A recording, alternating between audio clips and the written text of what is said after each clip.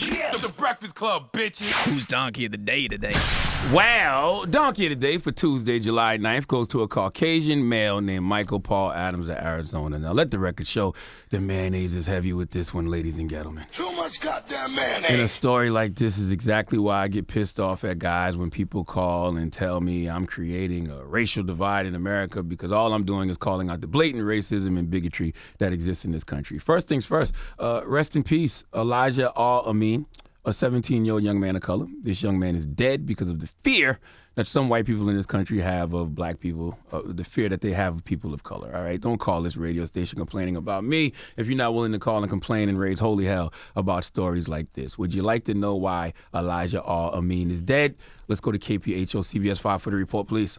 Friends say 17-year-old Elijah Al-Amin had big plans to own his own business one day. But on 4th of July, police say Elijah was at the soda machine inside this Circle K when 27-year-old Michael Adams came up behind him and slit his throat. According to Adams' attorney, he was just released from the Department of Corrections 2 days ago after serving a 13-month sentence.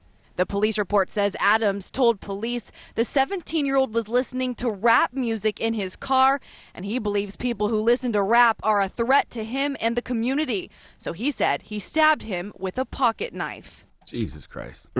Elijah Al-Amin violently stabbed to death because he was listening to his rap music too loud. His rap music made this white devil feel unsafe. If you're mad about me calling this man a white devil, you're probably a white devil too. Now, clearly, there's some type of mental illness happening in Michael Paul Adams. It's clear. I say it a million times a day. Hurt people hurt people. People are dealing with all kinds of trauma and hurt they need healing from, and they go around redistributing that pain. But this guy, Michael Paul Adams, is dealing with something in his brain that's even more sinister. I don't know what the diagnosis would be because I'm not a psychiatrist, but I do know that some studies have said violence is not a symptom of psychotic illnesses such as schizophrenia, but there's a slightly increased possibility that someone with a psychotic mental illness may be violent if they have a previous history of violence, misuse alcohol or drugs, or they are not receiving effective treatment. And according to Michael Paul Adams' lawyer, he was not receiving effective treatment. Let's hear it. This is a disabled person, and he's been released into the world and left to fend for himself.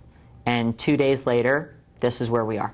His attorney says the Department of Corrections failed Elijah and that Adams was put back on the streets with no resources or psychiatric help, even though he had a past of severe mental illness and violent crimes. She wants policy to change so no other teen has their life senselessly cut short. Now, the Department of Corrections tells us once they released Adams from the center in Yuma and transported him here to Maricopa County, they did provide contact services for him, but they no longer had legal authority over him. They also tell us he was not designated as seriously mentally ill.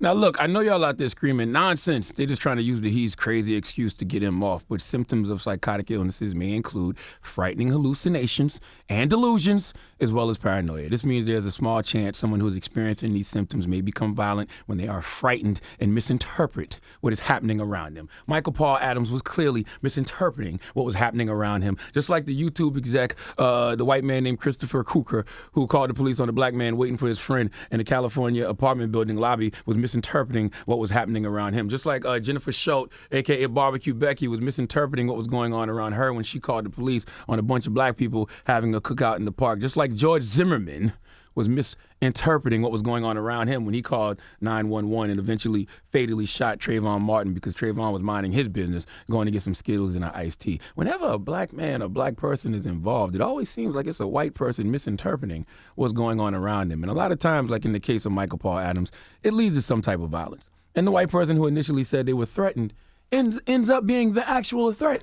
Okay, Elijah Al-Amin was minding his business. If you think the kid is playing his music too loud, tell him to turn it down. If you're that threatened, call the police. Which, by the way, all right, police are the kings of misinterpreting a situation, especially when black people are involved. All right, think about that. A black man minding his business can be killed by a random white man for having his music too loud, and then when the police are called, lives are still in danger because the police can misinterpret the situation just like the random white man did. And you wonder why we experience what I like to call being blackanoid.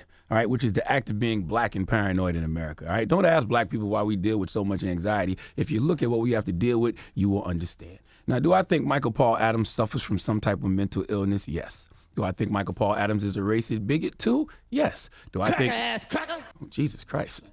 Do I think racism and bigotry is a mental illness? Well, it would seem that way, because why are you so afraid of someone because of the color of their skin? All right? Why do you hate someone because of the color of their skin? Why do you feel threatened because of the music someone is listening to? It's because you know that music is synonymous with black people. So to answer my question, do I think racism and bigotry is a mental illness? No, I think it's a choice. I think it's a learned behavior that has been passed on from generation to generation, all right? That hate, that false sense of danger, all right, white people have around black people. I think that's all a choice.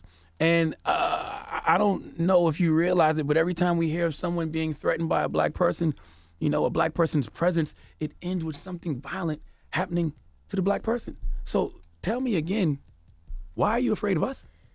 Please let Kathy Griffin handle my white work and give Michael Paul Adams the credit he deserves for being stupid. Please give this giant jar of mayo the biggest hee-haw. So crazy.